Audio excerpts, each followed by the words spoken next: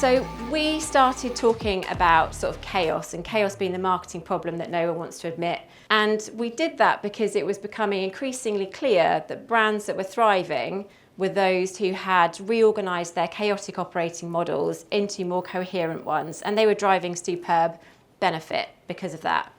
So I'm going to talk a bit about that today in terms of how market conditions are affecting buyers and marketers through the lens of some research we've done, and importantly what we can do about that, and some stories of coherence at the end. So I think we can all agree, although it feels like it on some days, B2B marketing didn't collapse into chaos overnight. Complexity has been building for years, really sort of affected by global shocks. And this chaos index is our way of indicating and just really tracking how turbulent and unpredictable the world is. And we measure that through various data points, including economic pressures, geopolitical impact, and technology disruption. And it pulls all of these sources in to give this index. And I think it's fair to say, and perhaps unsurprising, that has gone somewhat off the charts over the past few years, and will no doubt continue to do so. And the challenge isn't just internal. So B2B buying has become more complex too. As we know, there are more people taking part in buying groups. They've got more diverse backgrounds. That means that marketing activity has to work harder, influence more people over longer and complex buying journeys.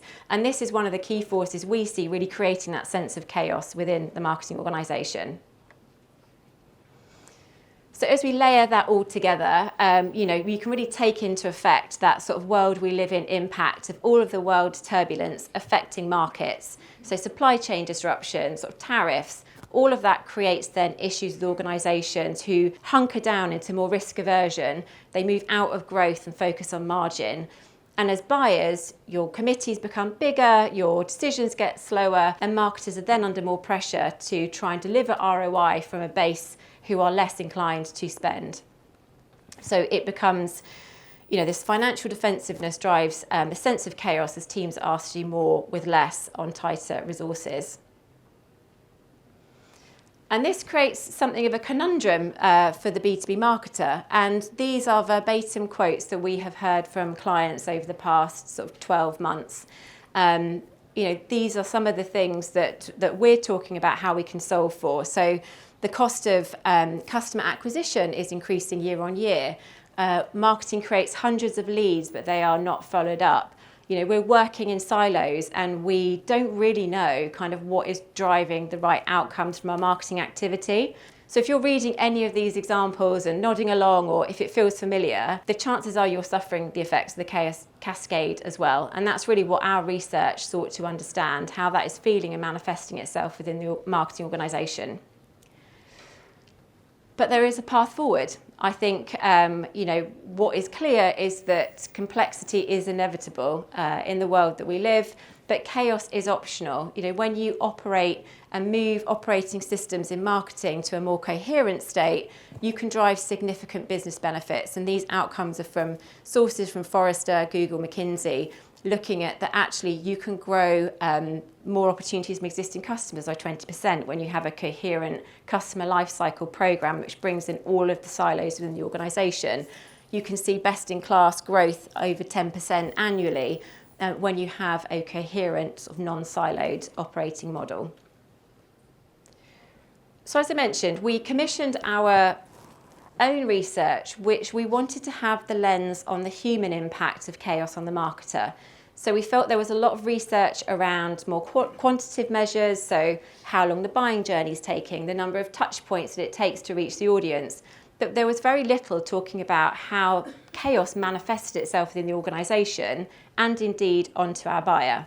So we surveyed 1,000 people across the UK and the US for their perspective on this, and also spoke to 50 CMOs to get their view on how this all affects decision-making and employee well-being. So the embodiment of well-being is often considered the quality of your sleep. So we asked our panel about the quality of their sleep as B2B marketers, and that's what we would like to rate in the room. Pop up your hand if you would say that you have good sleep, good quality sleep. Raise your hand.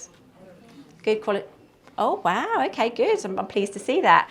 Okay, average. Okay, average. Okay, average.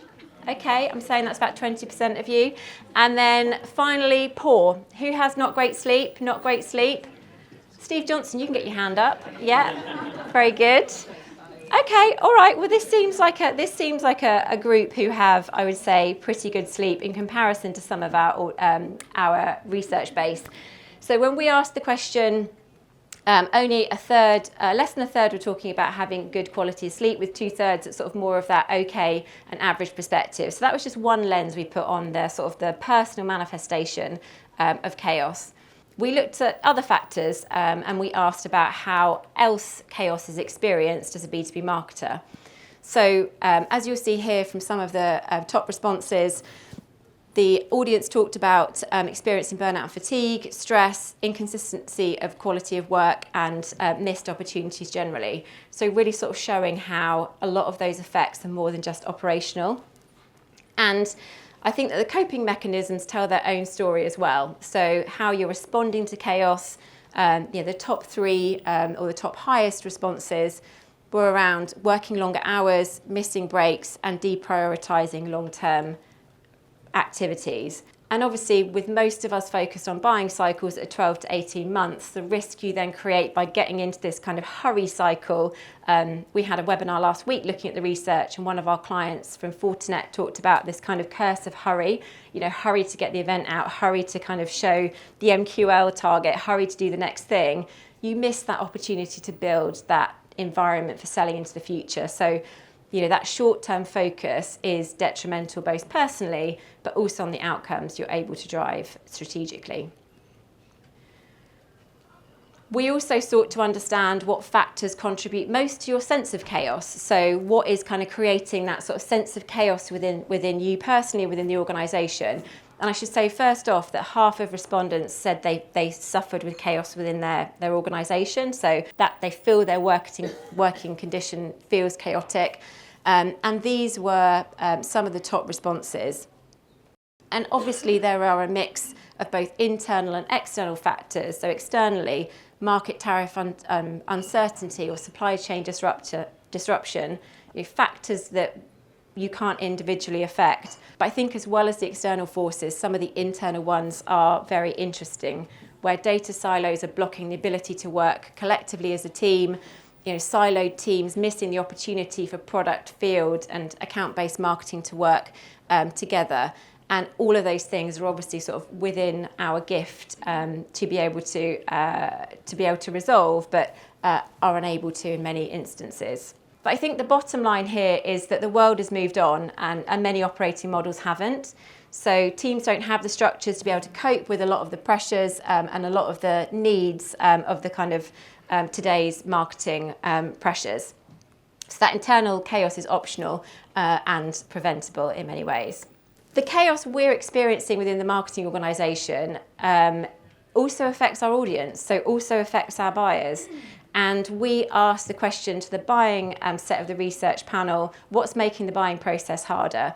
And this again were some of the key factors that came out, as well as some other internal factors. So again, some things kind of out of our control as marketers, but some of it is very much within our immediate influence. So the fact that there is too much content, for example, the fact that messaging is unclear or not coherent, very much things that should be kind of within our gift to help the buying audience navigate. And many of you, I'm sure, will know the Forrester stat that 77% of buyer journeys are rated very difficult. And these are factors that are contributing towards that. And on that point around content, I'm sure that this is something I shall ask Will about in his role as Head of Content and Thought Leadership at PwC UK. I think that's a really interesting one to explore, the sort of evolution of content consumption. And certainly we're seeing more clients having a self-serve mentality where we're building AI models and platforms where we allow the audience to self-serve content. You can pick what topic you want, you can pick what format, and that's a way to consume sort of in a way that the buyer wishes, as opposed to how we choose and decide. And of course, we asked about the impact of AI as a big, exciting opportunity, also a factor of disruption at the same time for many organisations. We asked, is AI changing your marketing team structure? 1% they're saying that no, it won't change. So yeah, bold. And a number of organisations, as you can imagine, looking to make a change within the next 6 to 12 months.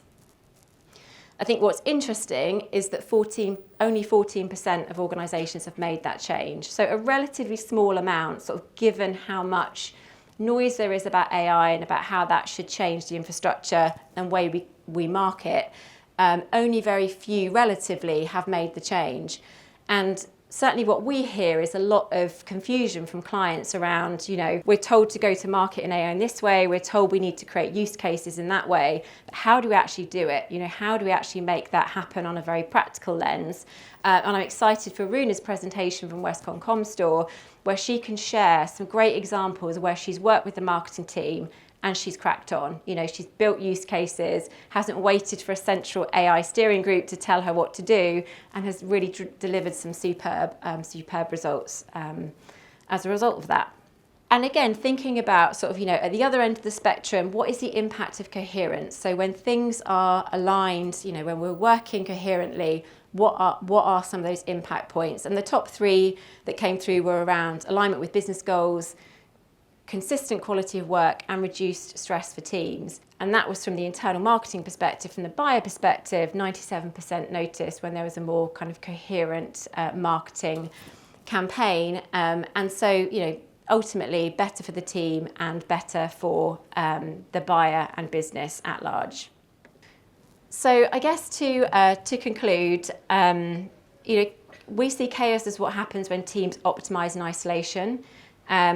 Really we're looking to move that to a more connected state. So actually starting to work in alignment, getting things sort of built more around sort of the buyer and in a more sort of coherent fashion, that we're starting to let growth compound and not reset that every quarter in a short-term cycle.